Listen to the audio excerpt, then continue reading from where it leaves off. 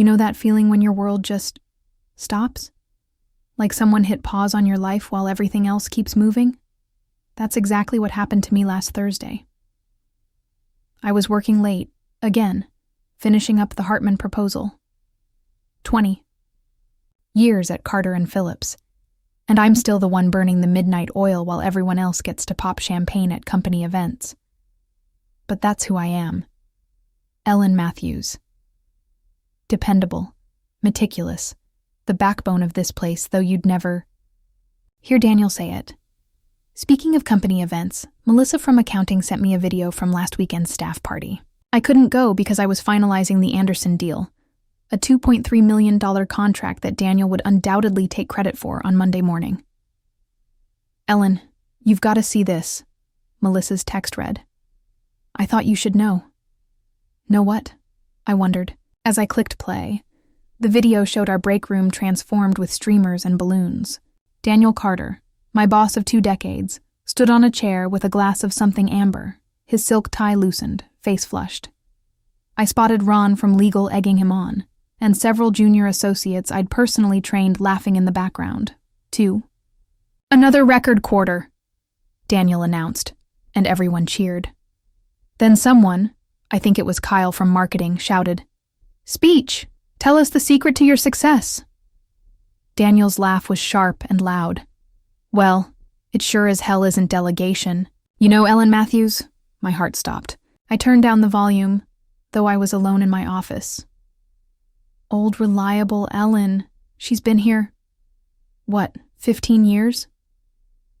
20, someone corrected. 20. Christ, that's depressing. More laughter. Anyway, Ellen's like a good mule, not much to look at, but she'll carry the load without complaining. The crowd was eating it up. Daniel was on a roll now, gesturing wildly. I swear I could dump my entire workload on her desk and she'd just say, he adopted a high-pitched voice that sounded nothing like me. Yes, Mr. Carter. Right away, Mr. Carter. Anything else, Mr. Carter? My cheeks burned. 20 years. 20 years of canceled vacations, missed birthdays, skipped doctor appointments. Between us, Daniel continued, leaning forward conspiratorially. She's a worthless dumbass in negotiations. No backbone, but she's fantastic with paperwork, like a human filing cabinet. The laughter grew louder.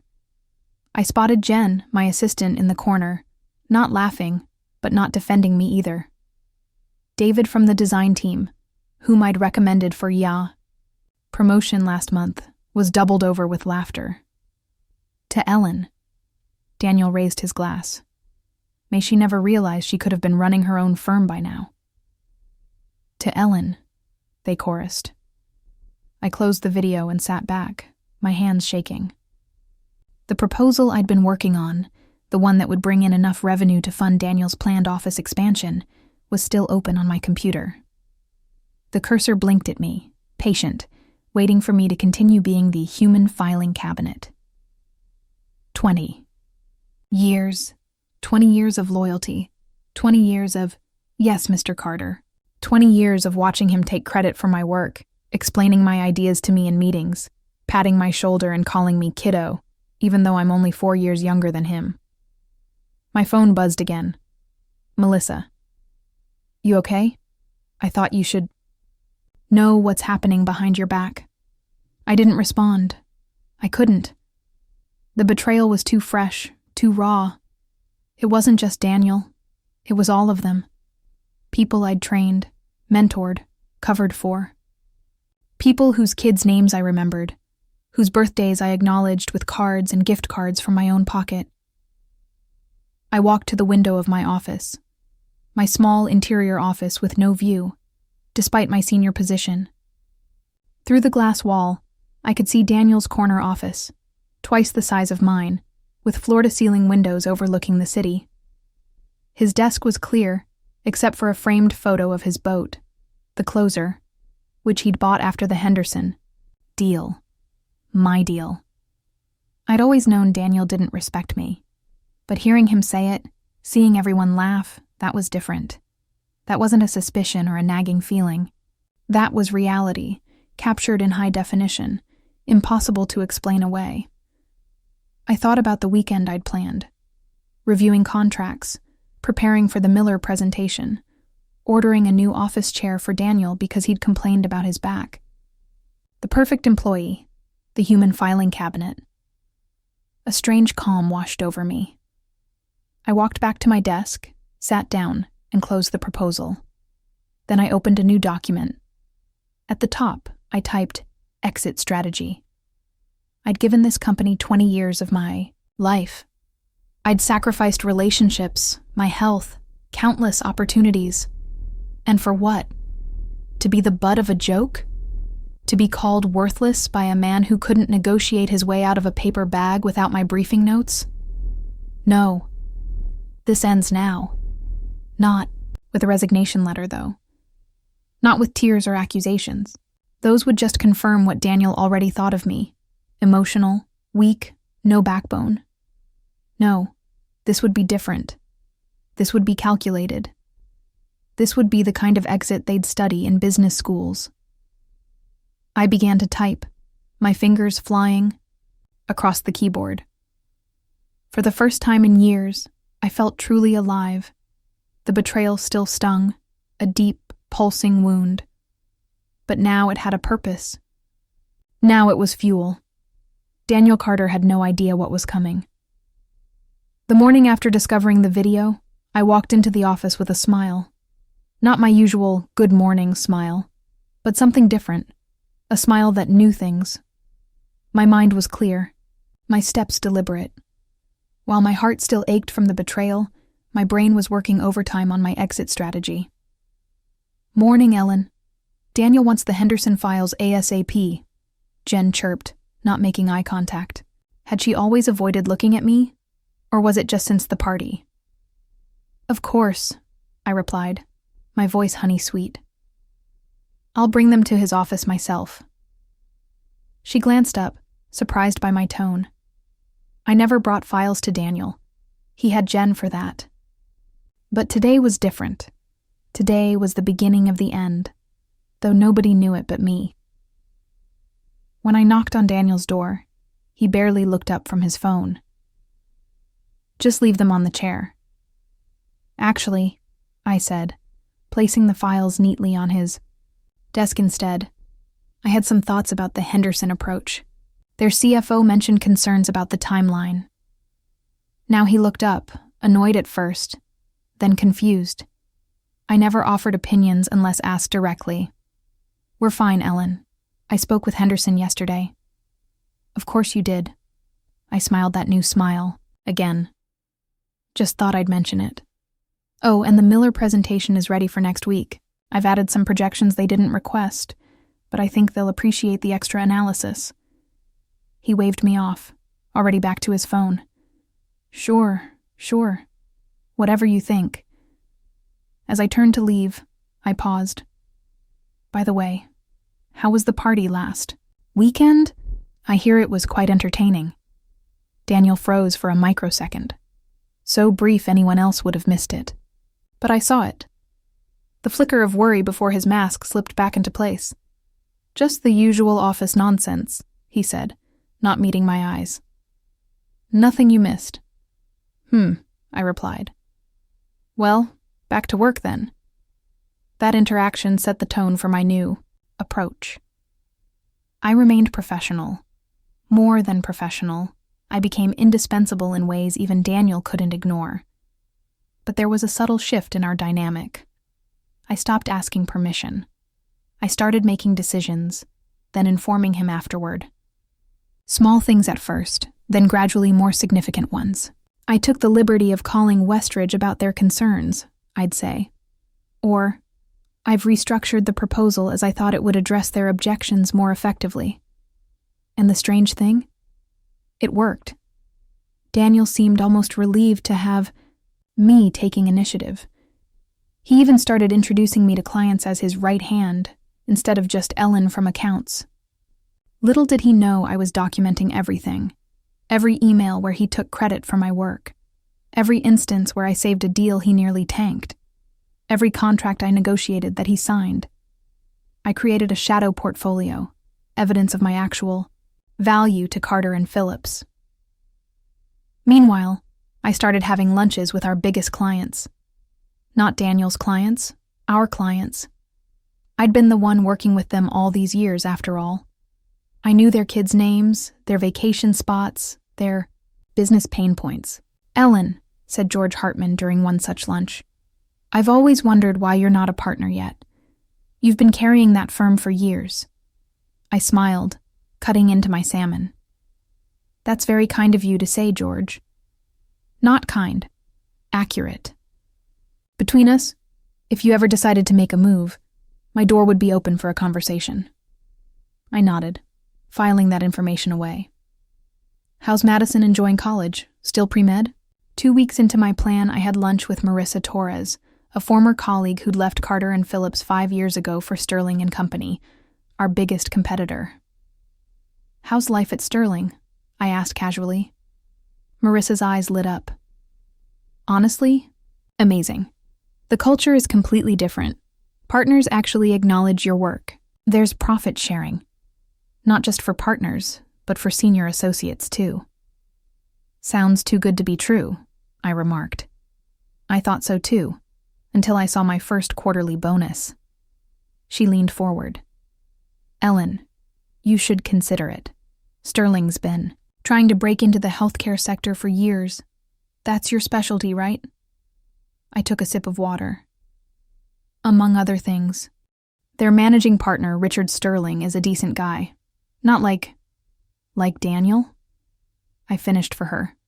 She nodded, looking apologetic. "Everyone knows, Ellen. How he treats you. How he takes credit. It's not right." "No," I agreed. "It's not." That night, I drafted an email to Richard Sterling, attaching a redacted version of my shadow portfolio. I scheduled it to send the next morning. By the 3-week mark, I had quietly backed up all my files, secured my client relationships, and documented everything I'd contributed to Carter and Phillips over 2 decades. I'd also consulted with an employment attorney who confirmed my non-compete was laughably outdated and essentially unenforceable. Meanwhile, I maintained my perfect employee facade.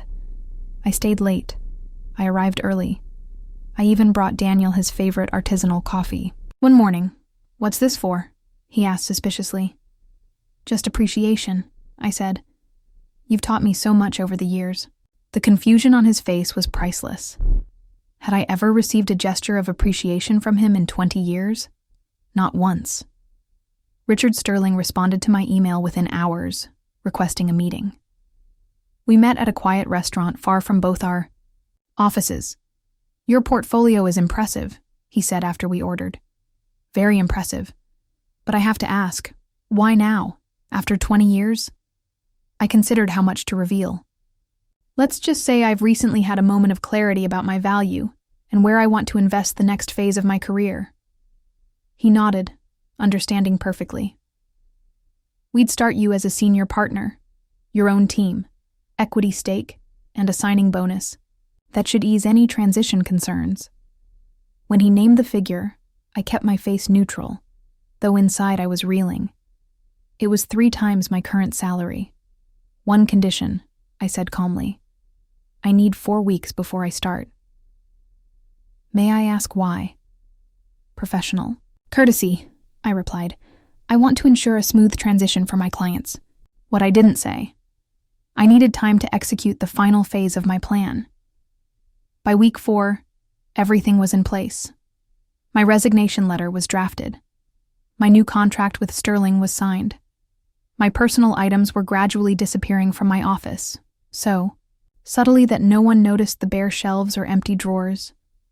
The most satisfying part? Daniel had no idea. He'd been busier than ever, presenting my work as his own, taking the meetings I'd arranged, signing the contracts I'd negotiated. The company was having its best quarter ever, largely due to deals I'd structured. "Ellen," he said one afternoon, actually stopping by my office instead of summoning me to his. "The board is thrilled with our numbers. I put in a good word for you." Might be a modest bonus coming your way." "How generous," I replied, my smile never reaching my eyes. "I'm so glad the board is pleased." "Well, he shrugged. "Teamwork makes the dream work and all that." As he walked away, I felt nothing but cold determination. In exactly 3 days, Daniel Carter would learn the true meaning of teamwork, and exactly which teammate had been carrying the load all these years. The game was nearly over, and Daniel had no idea he'd already lost. The beauty of a well-laid trap is that it looks like an ordinary day until the moment it springs shut. That Friday morning, I arrived at the office earlier than usual, 6:30 a.m., before even the cleaning staff had finished. My resignation letter was in my purse, along with a thumb drive containing certain files I was legally entitled to take with me. I'd spent the previous evening with my attorney, Lisa Chang, reviewing everything one last time. "Your documentation is impeccable," she'd said, flipping through my evidence. "The non-compete is essentially toilet paper. It hasn't been updated since you started, and it references technologies and business areas that don't even exist anymore." "And the clients?" I'd asked, the most crucial piece of my plan. "The relationships you've cultivated are yours. The firm owns the contracts, but not the relationships. As long as you don't actively solicit while still employed, you're in the clear." Now, sitting at my desk in the quiet office, I reviewed my mental checklist. The trap had been set in layers, like one of those Russian nesting dolls, each one opening to reveal another, more devastating consequence. Layer 1. My resignation, effective immediately. Daniel would be annoyed but not panicked. He'd assume he could smooth-talk me into staying another month to transition my work. Layer 2. My already signed contract with Sterling and Company, with a start date of the following Monday. This would trigger real concern, not just leaving, but going to the competition. Layer 3. The client exodus. This was the masterstroke. I hadn't technically solicited anyone while employed at Carter & Phillips, but I had nurtured those relationships for years. I'd become their trusted advisor, and when they received my new contact information that afternoon, well, that would be their choice, wouldn't it? At 8:30, people started trickling in. Jen brought me coffee, still not quite meeting my eyes. "Thanks, Jen," I said warmly. "Hey, I've been meaning to ask, how's your mom doing after her surgery?" Jen looked surprised, then guilty. She's doing better. Thanks for remembering." "Of course. I know how close you two are." By 9:15, my office was spotless. Personal items gone, files organized, computer wiped of anything not company property. At 9:30, I sent an email to Daniel. "Can we meet at 10 Tagi and need to discuss something important?" His response came quickly. "Can't. Board call until 11 Tau. Later?" "Perfect." I replied. "No problem. I'll come by at 11:15. This gave me time for phase 1. I made the rounds, stopping by the desks of associates I'd mentored, admins who'd helped me over the years, even the office manager who kept the place running. I gave each a handwritten note. Nothing about leaving, just personal messages of appreciation. Small investments I'd made in human connections that Daniel had never bothered with. At 11:15 sharp, I knocked on Daniel's door. "Ellen, come in. Come in. What's so important?" He was in a good mood. The board call must have gone well. I sat down across from him and placed a sealed envelope on his desk. "What's this?" he asked, still smiling. "My resignation, effective immediately." The smile froze, then slowly faded. "Is this some kind of joke?" "No joke, Daniel. Today is my last day at Carter & Phillips." He didn't open the envelope. Instead, he leaned back, crossing his arms, his negotiation posture. I'd seen it 1,000 times. "What's this really about, Ellen? Money? Title? Whatever it is, we can work something out." "It's not about money or title," I replied calmly. "It's about Value and respect. After 20 years, I've realized I deserve both. His eyes narrowed.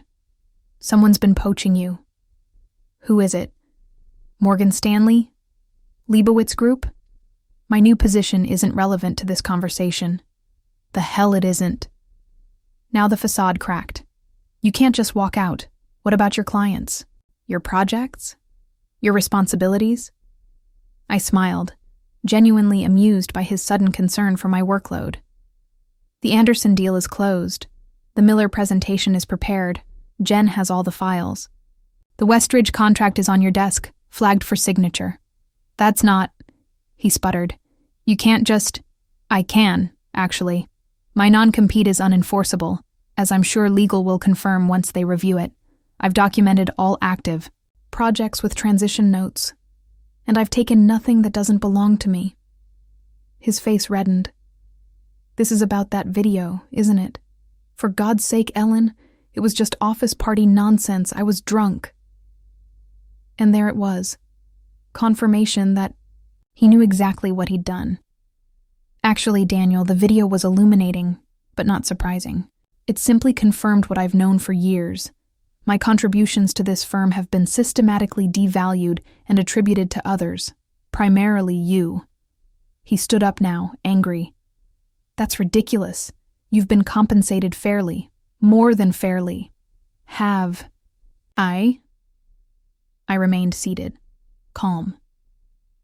Last year, the Henderson account brought in $4.3 million. I negotiated that deal. The Miller relationship generates $1.8 million annually. I established and maintained that relationship. The Westridge contract I just mentioned? Another $2.9 million, and yet my compensation is less than 3% of that revenue. That's how business works, Ellen. The firm takes risks, provides infrastructure, builds the brand. And I've been the one delivering on those promises for 20 years. I finished for him. Now I'll be doing it elsewhere. His face went from red to white. Sterling, he whispered. You're going to Sterling. I didn't confirm or deny, just checked my watch. I should get going. My office is cleared out and all company property is accounted for. He grabbed the phone. I'm calling legal. You can't take clients with you. You can't... I haven't taken anything, Daniel. But people make their own choices about who they trust with their business. As if on cue, his direct line rang. He glanced at the display, then at me, then grabbed it. George. Yes, hello? His face fell as he listened. What do you mean, effective immediately? We have a contract with... I stood up, smoothing my skirt. Daniel covered the mouthpiece. Don't you dare leave this office. Goodbye, Daniel. It's been educational. As I walked out, I heard him shouting into the phone, then frantically dialing another number. By the time I reached the elevator, my phone was buzzing with messages. Word travels fast in a financial firm. As the doors closed, I saw Jen running, toward me, eyes wide. Ellen, is it true? Are you really leaving? I nodded, feeling a surprising pang of regret. Not for the firm, but for people like Jen caught in the crossfire. Take care of yourself, Jen. Remember what I told you. You're worth more than this place makes you feel. At 11:45, exactly as planned, my mass email went out to clients. Not from my work account, which was already disabled, but from my personal email that many of them already had. Dear valued client, after 20 years at Carter & Phillips, I've accepted a position at Sterling & Company, effective Monday. I wanted to thank you personally for the relationship we've built over the years and to assure you that your business success remains my highest priority, regardless of where I sit. My new contact information is below. I'm happy to discuss any questions you might have about this transition. With gratitude and continued commitment, Ellen Matthews by noon, I was sitting in a cafe 2 blocks away, watching the chaos unfold from a safe distance. My phone rang constantly. Clients, colleagues, even board members I'd never spoken with directly. I answered selectively. Yes to George Hartman, whose call to Daniel I'd interrupted. Yes to Maria Westridge, who was disturbed by the timing, but unwilling to work with anyone else. Yes to Thomas Miller, who simply asked, "Sterling's healthcare team, any good?" At 1:30, Lisa Chang called. "It's happening exactly as you predicted. They're in full panic mode. Legal's reviewing your documentation and realizing they have no grounds to stop you." "And the clients?" "4 have already initiated termination of their contracts. Carter and Phillips is hemorrhaging money by the minute." I sipped my tea, feeling neither joy nor remorse, just a calm certainty that justice was being served. "Ellen," Lisa said softly, "what you've done is perfectly legal, but devastating. Daniel just called the managing partner at Sterling and threatened legal action." "Let me guess. Richard laughed him off?" "Not just laughed. Recorded the call. Daniel made some unfortunate statements, the kind that could constitute defamation. Another layer of the trap, sprung by Daniel himself. I hadn't planned that one. But I wasn't surprised. Daniel had always been his own worst enemy when cornered. By 3, I'd confirmed that 7 major clients had terminated their contracts with Carter and Phillips. By 4, the number was 12. By 5, as I packed for a weekend getaway at a spa resort, the industry grapevine reported that Carter and Phillips was calling an emergency board meeting for Monday morning. I turned off my phone, checked into the resort, and ordered champagne. For the first time in 20 years, I would enjoy a weekend without work calls, without emergency emails, without the constant pressure of holding up a company that had never appreciated me. The trap was fully sprung.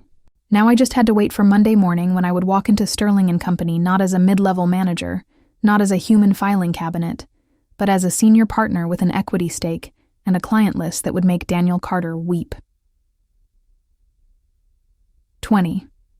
Years is a long time to give to someone who doesn't value you, but it had taken exactly 1 month to show him exactly what he was losing. By Wednesday morning, the story had hit the financial press. The headlines were brutal.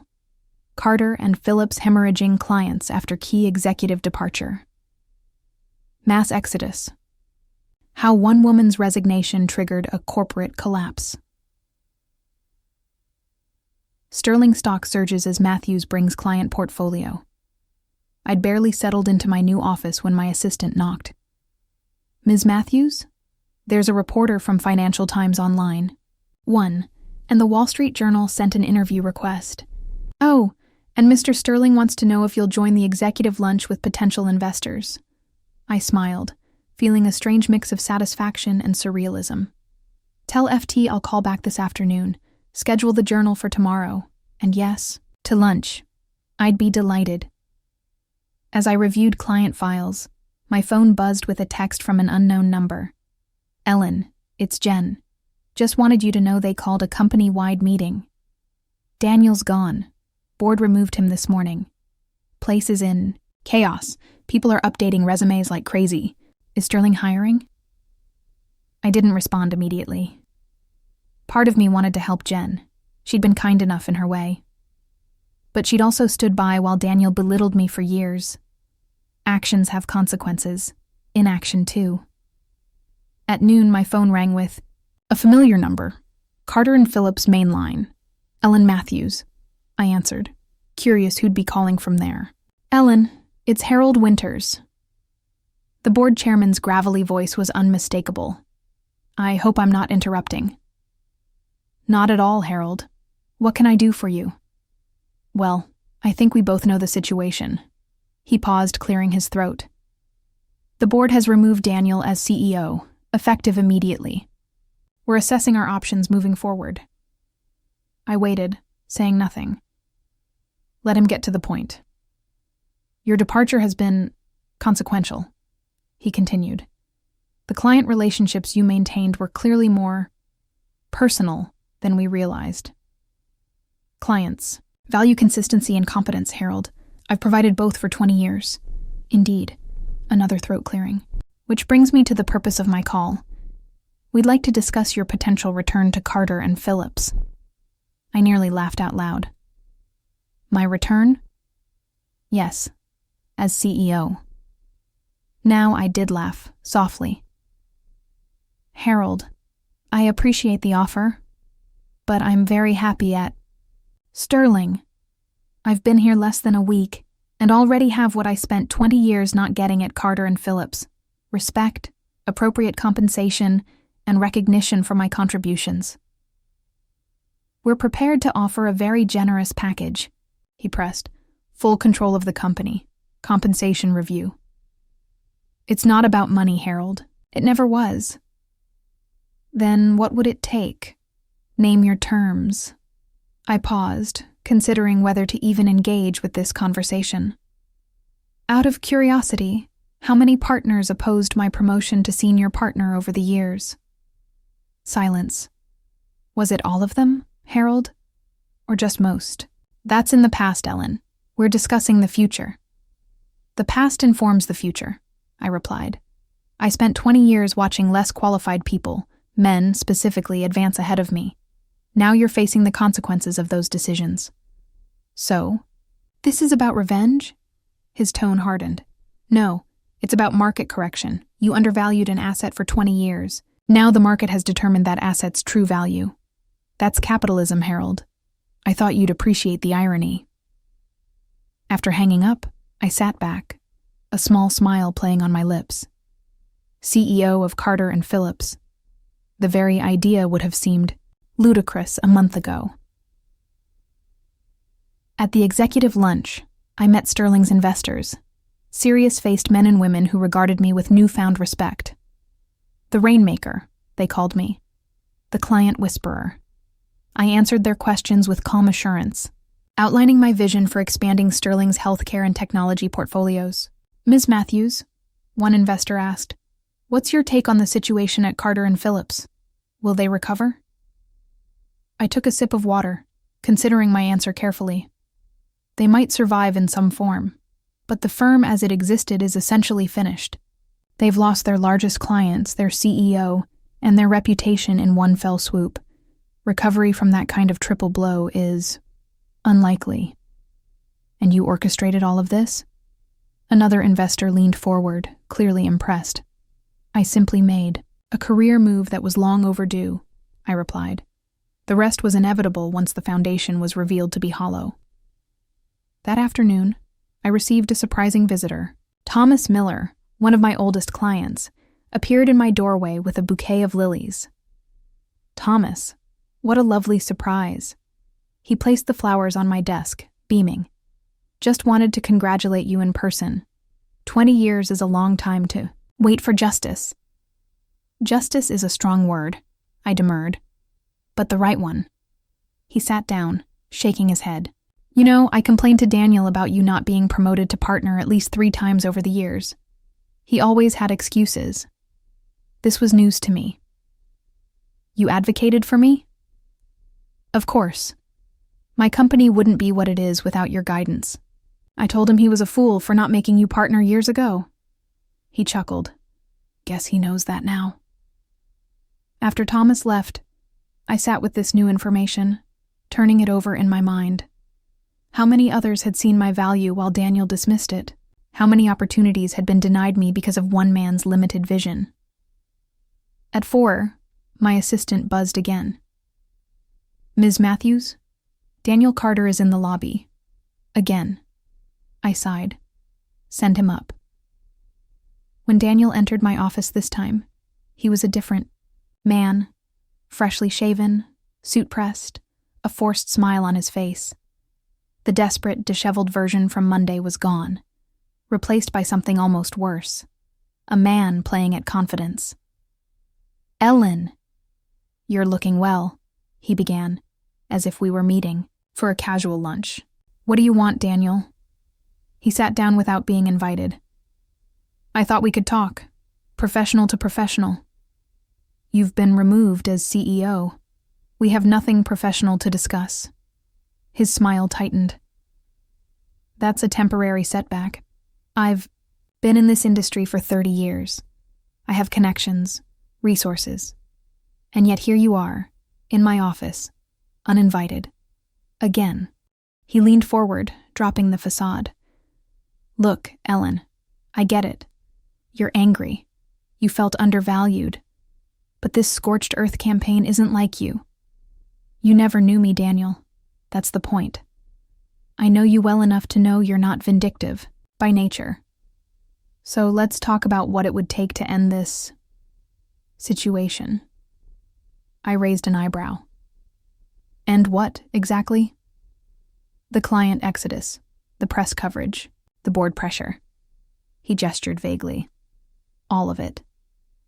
You think I'm orchestrating a campaign against you? I laughed, genuinely amused. Daniel, I'm busy building my division at Sterling. What happens at Carter and Phillips is no longer my concern. Come on, Ellen. We both know you're behind this. The timing, the precision. It's all you. What's happening is simple cause and effect. You built a company where everything depended on one person, me, while simultaneously devaluing and insulting that person. Remove the linchpin, and the structure collapses. He slammed his hand on my desk. God damn it, Ellen. This is my life's work you're destroying. I didn't flinch. Instead, I pressed the intercom. Security, please come to office 1205. I have a visitor who needs to be escorted out. Daniel stood up, red-faced. You can't do this. I already have. I remained seated, ice in my veins. And for the record, Daniel, you destroyed your life's work. I just stopped saving you from yourself. As security arrived to escort him out, he turned back, desperate. The board offered you my job, didn't they? Take it. Go back and fix what you've broken. I haven't broken anything, I replied calmly. I've simply stopped fixing what was already broken.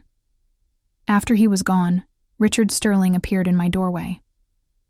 Everything okay in here? Security called. Everything's fine, I assured him. Just tying up loose ends. That evening, as I drove home, my phone rang with yet another Carter and Phillips number. This time, it was Melissa from accounting. Ellen, I'm sorry to bother you, but things are really bad here. They're talking about closing the healthcare division entirely. That's 60 jobs, Ellen. I felt a pang of genuine concern. Many of those 60 people had done nothing wrong. I hear Sterling's expanding, Melissa continued hopefully. Any chance you might need experienced healthcare account managers? I smiled. This at least I could help with. Email me your resume, Melissa. I can't make promises, but I'll see what I can do. By Friday, my first week at Sterling was coming to a close. I'd already brought over 14 major clients, established my division, and hired 3 former Carter and Phillips employees who'd impressed me over the years. The financial press was still having a field day with the story. One analyst called it the most significant individual-led corporate disruption in recent memory.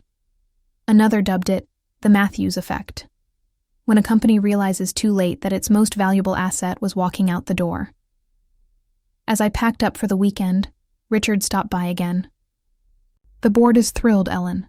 Our stock is up 22% this week alone. I'm just getting started, I promised. I know you are. He hesitated, then added, just between us. Did you plan all this? The client migration, the timing, the press coverage? Smiled enigmatically. Let's just say I finally recognized my own value, and made sure the market did too. As I walked out of Sterling that Friday evening, head high, shoulders back, I passed the newsstand in the lobby. The Financial Times headline caught my eye. Carter and Phillips facing potential bankruptcy as client exodus continues. I didn't stop. I didn't gloat. I simply kept walking, cold confidence radiating with every step. 20 years of diminishment had forged something unbreakable in me. A core of steel that no one, not even Daniel Carter, could melt with desperate pleas or empty threats.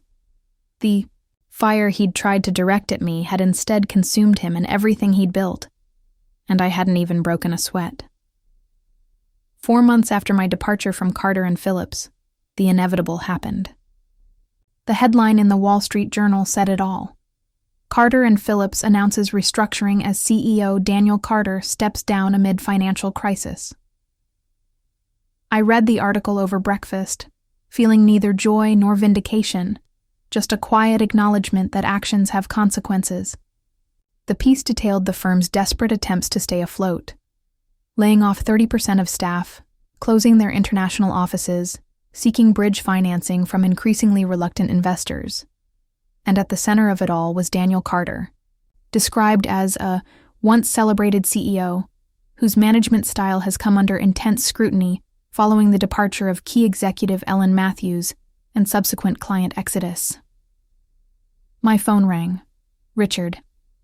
"Have you seen the news?" he asked without preamble. "Just reading it now," I replied, taking another sip of coffee. "The board is issuing a statement about our continued growth and client acquisition. We're positioning it as industry evolution, not direct competition." "Smart," I agreed. "No need to gloat. Exactly. By the way, the Cohen meeting is moved to Tenway. They're eager to discuss their pharmaceutical portfolio." Another former Carter and Phillips client coming our way. The pattern had become so predictable it was almost boring. After hanging up, I finished my breakfast and headed to the office. As I drove, I reflected on the last 4 months. My division at Sterling had tripled in size. Our healthcare portfolio now included 8 of the top 15 pharmaceutical companies.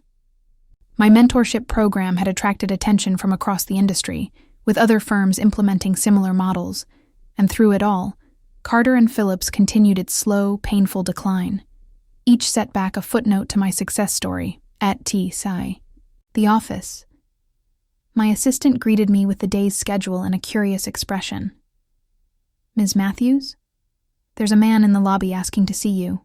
He doesn't have an appointment, but he's quite insistent." "Let me guess. Daniel Carter?" She nodded, clearly uncomfortable. "He doesn't look well." I sighed. "Tell security to send him up in 15 minutes. I want to review the Cohen materials first." 20 minutes later, Daniel was shown into my office.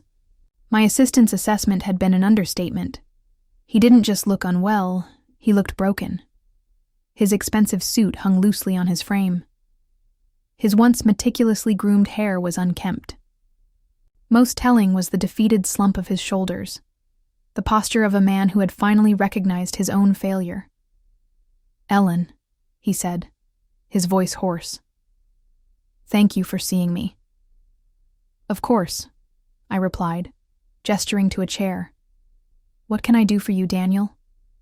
He sat down heavily. "I suppose you've seen the news." "I have. They're saying I destroyed the firm." He laughed bitterly. 25 years building it, 4 months destroying it. Some legacy, huh? I remained silent, watching him carefully. "The press is having a field day," he continued. "The Carter collapse, they're calling it. There's talk of a Harvard Business School case study on how not to manage talent." Still, I said nothing.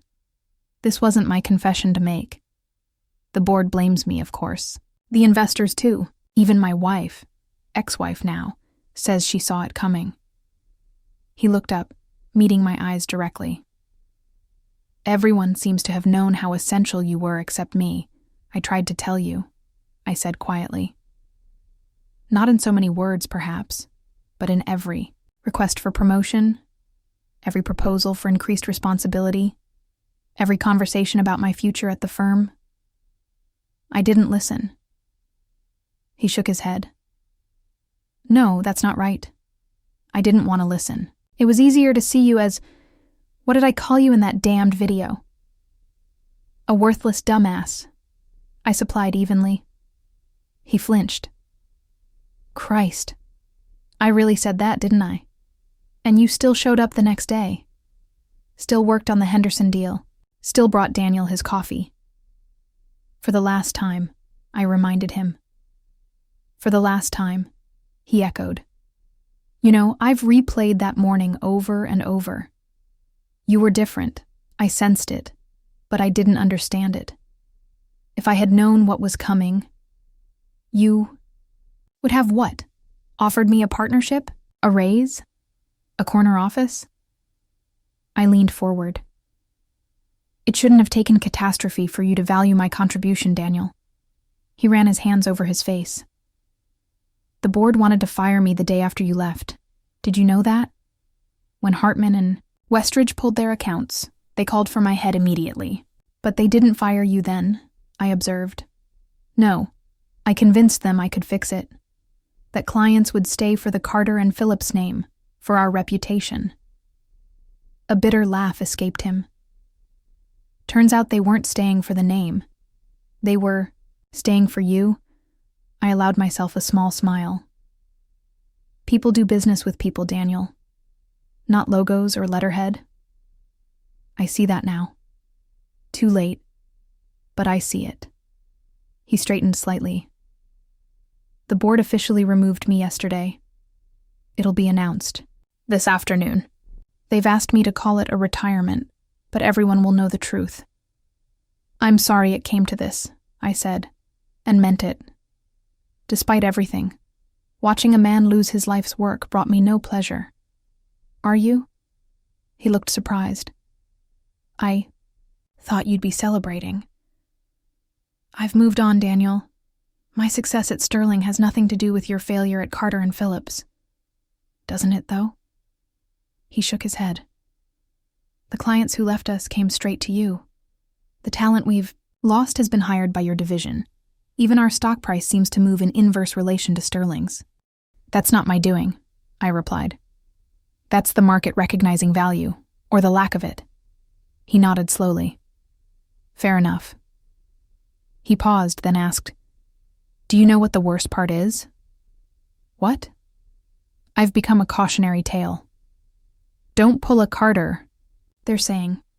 CEOs are frantically reviewing their talent retention policies, terrified of having their own Ellen Matthews walk out the door. Despite myself, I laughed. Well, at least you've made an impact on management practices. Not the legacy I'd hoped for. He looked around my office. Larger than his had been at Carter and Phillips, with evidence of my success everywhere. Awards, press clippings, photos with industry leaders. You've done well here. I have. They value you. They do. An uncomfortable silence fell between us. Finally, Daniel cleared his throat. I didn't just come to inform you of my removal. I came to ask. That is, I wanted to know if... I raised an eyebrow, waiting. Is there any place for me at Sterling? He finally managed. Any role at all? I've got 30 years of experience, connections across the industry. I could bring value. I stared at him, momentarily speechless. The audacity was breathtaking. You want me to hire you? Not as an executive, he said quickly. I know that's not realistic. But as a consultant, maybe? An advisor? I'm not ready. To retire, Ellen. This work is all I know. For a long moment, I considered how to respond. Part of me, a small vindictive part, wanted to laugh in his face, to reject him as harshly as he'd rejected my ambitions for years. But that wasn't who I was. It wasn't who I'd become. Daniel, I said carefully, I don't think that would be healthy for either of us. You need time to process what's happened, to find your own path forward, and I need to continue building what I've started here without complications. Complications, he nodded. That's a diplomatic way of putting it. Sterling isn't the right place for you, I continued. The culture, the expectations, they're very different from what you're used to. You mean they don't tolerate arrogant CEOs who take credit for others' work? A hint of the old Daniel flickered in his eyes. Something like that, I agreed, not rising to the bait. He stood up, smoothing his rumpled jacket. Well, it was worth a shot. The job market for disgraced CEOs isn't exactly booming these days. As he turned to leave, I called after him. Daniel, you don't need a job right now. You need a lesson. He froze, then turned back slowly. A lesson? Yes. The same one I had to learn over 20 years. How to recognize your own value apart from external validation. How to rebuild after being underestimated and overlooked. I paused. It's not a comfortable lesson, but it's a necessary one. And you think I can learn it? At my age, after everything? I shrugged. That depends on you. On whether you can see what happened not as an unfair twist of fate, but as a direct consequence of choices you made. He considered this, something shifting in his expression. You know, for 20 years I thought I knew you, Ellen. I didn't have a clue, did I? No, I said simply. You didn't. After he left, I sat quietly, processing the encounter. Daniel Carter, the man who had loomed so large in my professional life, who had shaped 2 decades of my career through his dismissal and devaluation, was now seeking my help, my approval, my salvation. The irony wasn't lost on me. Neither was the responsibility. I could have crushed him completely with a few well-chosen words. I could have paraded his desperation through the office, making an example of his fall. But that would have made me no better than he had been at his worst. My phone buzzed. A DI text from Richard. Daniel Carter was just escorted out by security. Everything okay? I replied quickly. Everything's fine. Just closing a chapter. Later that day, the official announcement came. Daniel Carter was stepping down as CEO of Carter & Phillips to pursue other opportunities. The stock fell another 12%. Financial analysts openly wondered if the firm would survive the quarter. Meanwhile, Sterling announced our expansion into European markets, with me leading the initiative. Our stock rose 7%. The contrast couldn't have been clearer. That evening, as I packed up to leave, I received an unexpected email from Daniel. Ellen, I've been thinking about what you said today. About needing a lesson, not a job. You're right, of course. You usually were, though I rarely admitted it. I wanted you to know I've declined the board's offer of a consulting role at Carter & Phillips. It would be too easy to fall back into old patterns, to pretend I still have authority and relevance there. Instead, I'm going to do something I haven't done in 30 years. Start from scratch. No title, no corner office, no assistant. Just me and whatever value I can genuinely create. I don't expect your forgiveness or your blessing. But I thought you should know that your words today, unlike so many of mine over the years, actually made a difference. Daniel, I sat back, surprised by the email and my own reaction to it. There was no triumph in seeing Daniel humbled, no satisfaction in witnessing his fall from grace. There was only the quiet recognition that sometimes justice doesn't require vengeance. Sometimes it simply requires correction. Daniel Carter had fallen, yes. But perhaps, in falling, he might finally learn to stand on his own merits rather than on the shoulders of those he'd undervalued. And that, I realized, was a form of justice I could live with. 1 year to the day after I discovered that fateful video of Daniel calling me a worthless dumbass, I sat in my executive suite at Sterling & Company, reviewing quarterly reports. The transformation of both my professional life and the industry landscape in those 12 months was nothing short of remarkable. Sterling's healthcare division, my division, had grown 340% under my leadership. We'd expanded into 3 European markets, with plans for Asia on the horizon. The mentorship program I'd established had become a model across the industry, with Harvard Business Review publishing a case study on its success. As for Carter & Phillips, after Daniel's removal, they'd struggled through 3 interim CEOs, each less effective than the last. Their stock had fallen so low, they were delisted from the NYSE. Last month, what remained of the once prestigious firm had been acquired by a mid-sized competitor for pennies on the dollar. The Carter & Phillips name, which Daniel had been so confident would retain clients even without me, was being phased out entirely. Ms. Matthews? My assistant's voice came through the intercom. Your 2:00 appointment is here. Send them in, I replied, closing the quarterly report and standing to greet my visitor. The door opened to reveal Daniel Carter, a very different Daniel Carter than the broken man who had come begging for a job a year ago. This Daniel was lean, clear-eyed, dressed in business casual rather than his once trademark bespoke suits. He carried a leather portfolio instead of the monogrammed briefcase he'd used for decades. "Ellen," he said, extending his hand. "Thank you for seeing me." "Daniel." We shook hands, a simple professional gesture that would have been unthinkable during our Carter and Phillips days. "Please, have a seat." As he settled into the chair across from my desk, I noted other changes. The absence of his ostentatious Rolex, the humbler haircut, the lack of that entitlement that had once radiated from him like heat. "You look well," I offered. "Thanks. I feel better. Clearer." He glanced around my office, the floor-to-ceiling windows, the awards displayed, tastefully on the walls, the conference table where my team and I had mapped strategies that transformed Sterling.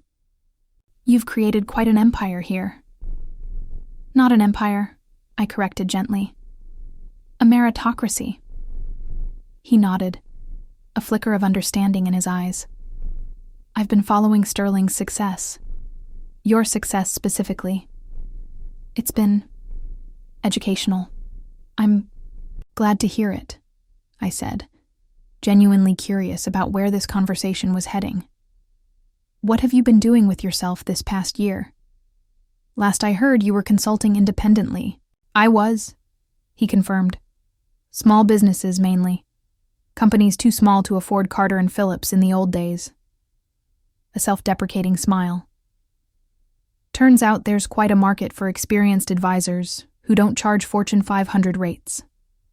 "You've enjoyed it?" "Enjoyed isn't the right word," he considered. "It's been humbling. Necessary. I've had to prove my value without the Carter name, without a prestigious firm behind me, without being able to take credit for others' work." He met my eyes directly. "Without you making me look good," I acknowledged, this with a slight nod. "That must have been an adjustment. The biggest of my professional life." He opened his portfolio, removing a slim folder. "Which brings me to the reason for this meeting. I've started something new, Ellen. Something I think could be meaningful." He slid the folder across my desk. Inside was a prospectus for Second Chance Advisors, a mentoring and consulting firm specifically designed to connect experienced executives with women and minorities in the financial sector. "It's a matchmaking service of sorts," Daniel explained, as I reviewed the materials. "We pair seasoned professionals, many of whom need a second chance after career setbacks, with talented individuals who have been overlooked or underestimated in traditional corporate environments." I looked up, genuinely surprised. "This is unexpected. I've had a lot of time to reflect," he said simply, "on what happened at Carter and Phillips, on how I treated you and others like you, on the talent I wasted because I couldn't see past my own biases." I continued reading, intrigued despite myself. The business model was sound, the mission statement was compelling. Most surprising was the compensation structure. Executives would be paid partially based on the success and advancement of their mentees. "Skin in the game," I murmured. "Exactly." Daniel leaned forward. "No more empty mentoring promises. No more taking credit for others' work. The executives only succeed when their mentees succeed." "And you founded this?" "Co-founded," he corrected. "My partner is Adrienne Washington. You remember her?" I did indeed. Adrienne had been a brilliant associate at Carter and Phillips years ago, someone I'd tried to mentor before she left, frustrated by the same glass ceiling that had constrained me. She's been running her own boutique consulting firm for the past decade, Daniel continued, doing very well, despite, or perhaps because of, leaving Carter and Phillips. When I approached her with this idea, she was skeptical, to say the least. I laughed, imagining that conversation. "I can imagine. But she saw the potential, and she knew firsthand the problem we're trying to solve. He paused. We're not looking for investment, Ellen. That's not why I'm here. Why are you here then? I asked directly. 2 reasons. First, to show you this. He gestured to the prospectus. To let you know that your lesson did not fall on deaf ears. That something good might come from everything that happened. I nodded, appreciating the gesture. And the second reason? He straightened, preparing himself. To apologize.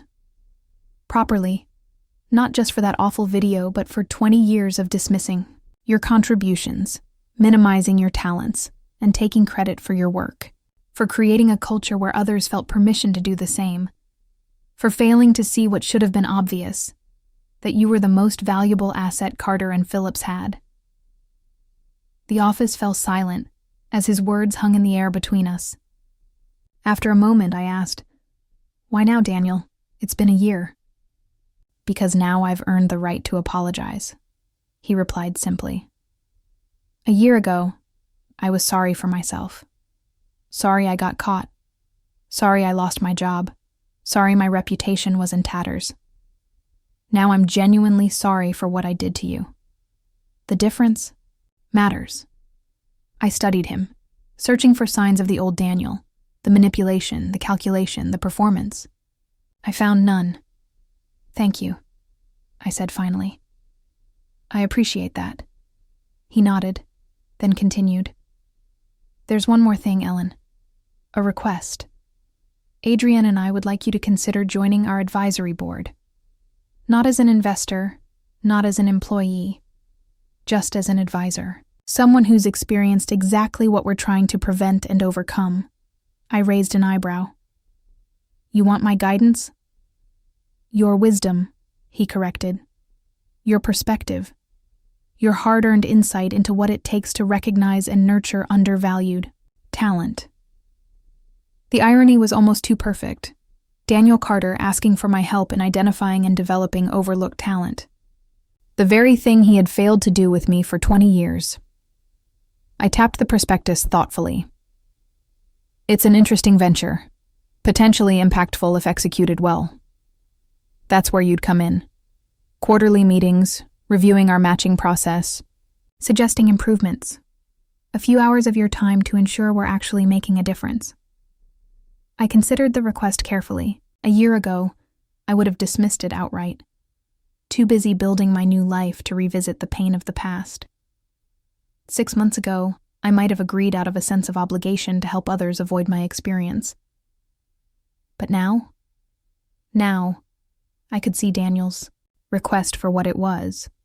Not a plea for redemption or a bid for my connections, but a genuine attempt to create something meaningful from the ashes of his mistakes.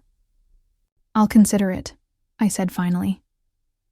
Send me more details about the advisory board commitment, and I'll give you my decision in a week. Relief washed over his face. Thank you, Ellen. That's more than fair. As he gathered his materials, he paused, seeming to debate whether to say more. Finally, there's a rumor going around that Sterling is considering you for CEO when Richard retires next year. I smiled, but neither confirmed nor denied. If it's true, Daniel continued, you've achieved what I never could, building something sustainable, something that doesn't collapse when one person walks out the door. The difference, I replied, is that I don't see people as tools or assets, Daniel. I see them as fellow travelers. When you genuinely invest in others, success, they have no reason to leave, and every reason to help you build something lasting. He nodded, absorbing the lesson. I wish I'd understood that 20 years ago. So do I said honestly. But then, I might not be sitting here now. As he turned to leave, I called after him, echoing our conversation from a year before. Daniel, you don't need my forgiveness to do good work. But you have it anyway. He stopped, visibly moved by words he clearly hadn't expected to hear. Without turning, he nodded once, then continued to the door. After he left, I walked to the window, gazing out at the cityscape below. Somewhere down there was the old Carter and Phillips building, now bearing another company's logo. The physical, reminder of my 20 years of undervalued labor, now transformed into something else entirely, just like me, just like Daniel perhaps. My phone buzzed with a message from Richard. Board approved your Asia expansion proposal unanimously. Champagne tonight? I smiled, texting back my acceptance, then returned to my desk. The Second Chance Advisors prospectus still lay open before me. I closed it thoughtfully, tucking it into my desk drawer, not dismissing it, but giving myself time to consider what involvement, if any, I wanted to have. The symmetry wasn't lost on me. 1 year ago, a video had shown me exactly who Daniel Carter was and what he thought of me. Today, a business plan showed me who he was trying to become. The full circle of our professional relationship, from dismissal to appreciation, from power imbalance to mutual respect, was now complete. Whatever came next would be something new, something wiser, something shaped by the lessons we both learned along the way. And that, I realized with a sense of profound satisfaction, was the truest form of success. Not just rising to power, but using that power to create something better than what came before.